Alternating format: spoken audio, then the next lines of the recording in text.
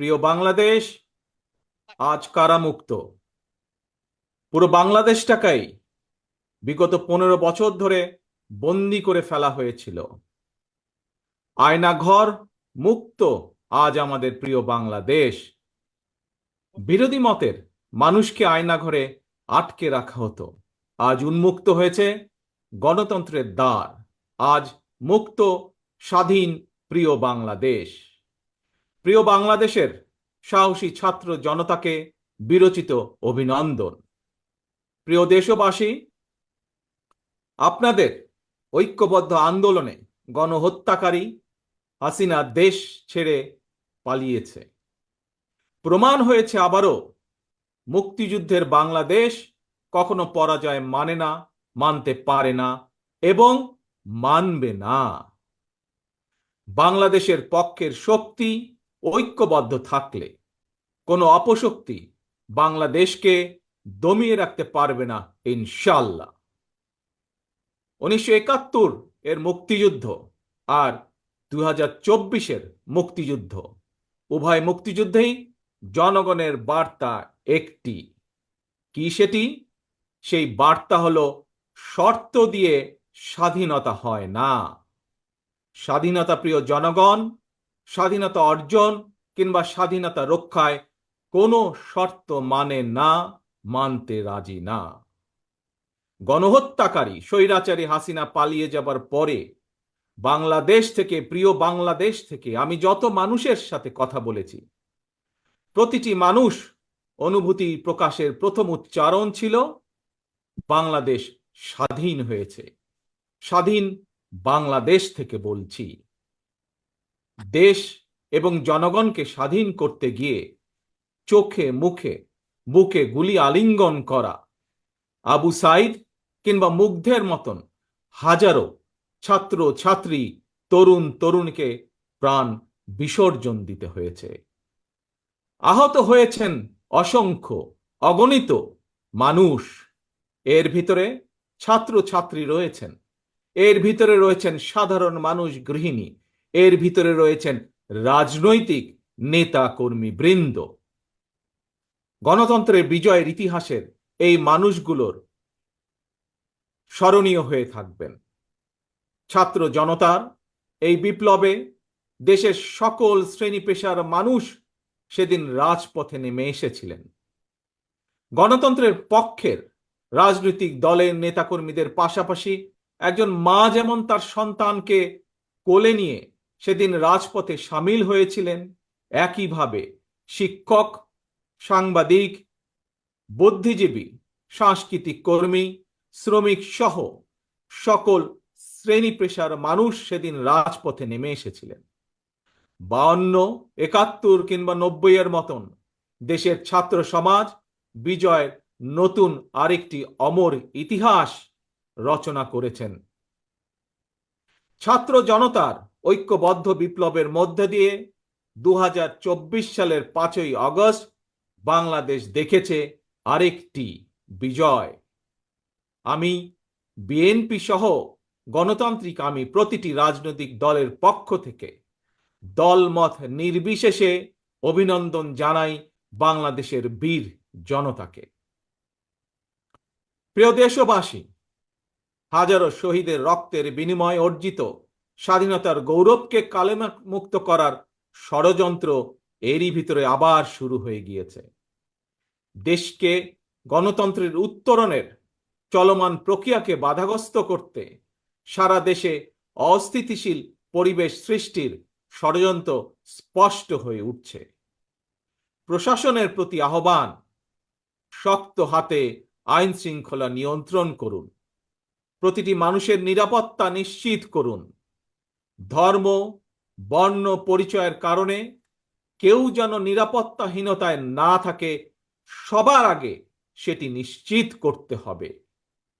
দেশের বর্তমান পরিস্থিতিতে বিএনপি সহ বাংলাদেশের গণতন্ত্রের পক্ষের দলগুলোর দৃষ্টি আকর্ষণ করে বলতে চাই, ষড়যন্ত্রকারীদের এই নৈরাজ্যের কাছে আমরা হার মানতে পারি না। আমি বিশেষ করে এই মুহূর্তে দেশের সবচেয়ে বড় এবং জনপ্রিয় রাজনৈতিক দল হিসাবে সারা দেশে বিএনপির সর্বস্তরের নেতাকর্মীর প্রতি আহ্বান রেখে বলতে চাই, আপনারা যিনি যেখানে বসবাস করেন সেখানে আপনার বন্ধু কিংবা পাড়া প্রতিবেশী, তিনি মুসলমান, বৌদ্ধ, হিন্দু, খ্রিস্টান, ধর্মীয় পরিচয় যাই হোক না কেন, বিশ্বাস যাই হোক না কেন, তার নিরাপত্তায় আপনি ঢাল হিসাবে দাঁড়িয়ে দৃষ্টান্ত স্থাপন করুন। আমাদেরকে মনে রাখতে হবে, বাংলাদেশে ভূখণ্ডে বসবাসকারী প্রত্যেকটি মানুষের একটি পরিচয়, সেটি হচ্ছে আমরা বাংলাদেশী। প্রিয় ভাই বোনেরা, আরেকটি বিষয়ের প্রতি আপনাদের দৃষ্টি আকর্ষণ করে কথা বলতে চাই। একটি সভ্য এবং গণতান্ত্রিক রাষ্ট্রে পুলিশ অপরিহার্য। পুলিশ জনগণের শত্রু নয়। গণহত্যাকারী হাসিনা বিনা ভোটে ক্ষমতায় থাকার জন্য আইন শৃঙ্খলা বাহিনীকে জনগণের শত্রু হিসাবে দাঁড় করিয়েছে। তবে আমি বিশ্বাস করি, বিএনপি বিশ্বাস করে, বাংলাদেশের গণতান্ত্রিক রাজনৈতিক দলগুলো প্রত্যেকে বিশ্বাস করে, পুলিশের ভেতরে একটি চক্র ছাড়া অধিকাংশ পুলিশ কর্মকর্তা এবং সদস্য চাকরিবিধি মেনেই, দেশের আইন কানুন মেনেই দায়িত্ব পালনের চেষ্টা করছেন। হাসিনার পালনের পরে বর্তমানে খুব সুকৌশলে একটি চক্র পুলিশের মনোবল ভেঙে দেওয়ার ষড়যন্ত্রে লিপ্ত হয়েছে। পুলিশকে অকার্যকর করে দেওয়া গেলে দেশকে অস্থিতিশীল করা সহজ। ধর্মীয় সংখ্যালঘু জনগোষ্ঠীর মনে নিরাপত্তাহীনতা সৃষ্টি করা সহজ। অস্থিতিশীলকারীদের আমি হুঁশিয়ার করে দিয়ে বলতে চাই, পুলিশ কিংবা ধর্মীয় সংখ্যালঘু জনগোষ্ঠী আজ থেকে, এই মুহূর্ত থেকে হামলা কিংবা নৈরাজ্য বন্ধ করুন। এমনকি কেউ বিএনপির নাম ব্যবহার করে কোনো অপকর্ম করতে চাইলে তাকে ধরে আইনে হাতে তুলে দিন। কোনো পুলিশের বিরুদ্ধে কোনো সুনির্দিষ্ট অভিযোগ থাকলে সংশ্লিষ্ট কর্তৃপক্ষের কাছে যথা নিয়মে অভিযোগ দায়ের করুন। দেশবাসীর প্রতি আমার বিনীত আহ্বান, কেউ দয়া করে নিজের হাতে আইন তুলে নেবেন না। প্রতিহিংসা, প্রতিশোধে লিপ্ত হবেন না দয়া করে। বিচারের ভার নিজ হাতে দয়া করে তুলে নেবেন না। কেবল দৃষ্টান্ত অনুসরণ নয়, নিজেই দায়িত্বশীলতা এবং মানবাধিকার দৃষ্টান্ত স্থাপন করুন। প্রিয় ভাই বোনেরা, অতীত সমালোচনা কিংবা নৈরাজ্যের বদলে নৈরাজ্য কোনো সমাধান হতে পারে না, বরং বিশ্বের সঙ্গে তাল মিলিয়ে আমাদেরকে এগিয়ে যেতে হবে। শাসন প্রশাসনকে সময়োপযোগী করে গড়ে তোলা এখন সবচাইতে গুরুত্বপূর্ণ সময়ের দাবি। জ্ঞানভিত্তিক রাষ্ট্র সমাজ নির্মাণের লক্ষ্যে নিয়োগ কিংবা প্রমোশনে মেধার সর্বোচ্চ অগ্রাধিকার থাকতে হবে। দেশকে আমদানি নির্ভর কিংবা বৈদেশিক নির্ভরতা থেকে বের করে আনতে হবে আমাদেরকে। দেশীয় উৎপাদন এবং উৎপাদনের প্রযুক্তিত নির্ভরতা বাড়াতে হবে। দেশে কর্মসংস্থান তৈরি করে বেকার সমস্যার সমাধান দ্রুতই চেষ্টা করতে হবে সমাধান করার জন্য।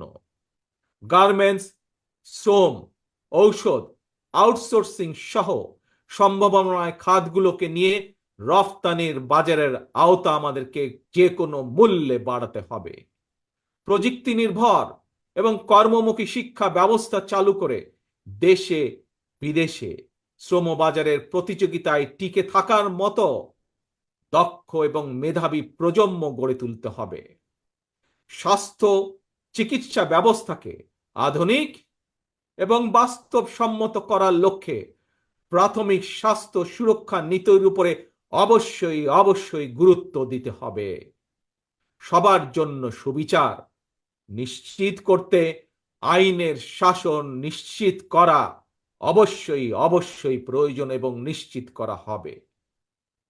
প্রিয় ভাই বোনেরা, দেশে কিংবা প্রবাসে এমন অনেক বাংলাদেশী রয়েছেন যারা জ্ঞানে বিজ্ঞানে অভিজ্ঞতায় সমৃদ্ধ।